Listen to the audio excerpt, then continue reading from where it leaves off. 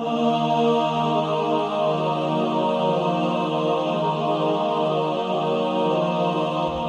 इब्ने आदम,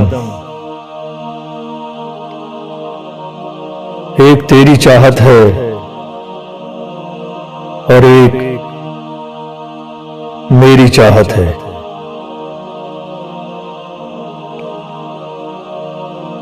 अगर तूने कुर्बान कर दिया अपनी चाहत को उस पर जो मेरी चाहत है, तो मैं बख्श दूंगा तुझको वो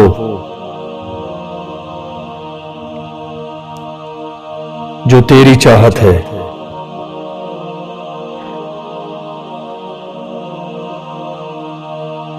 और अगर तूने नाफरमानी की उसकी जो मेरी चाहत है, तो थका दूंगा तुझको उसमें जो तेरी चाहत है।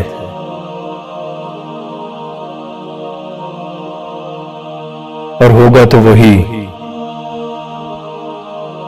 जो मेरी चाहत है।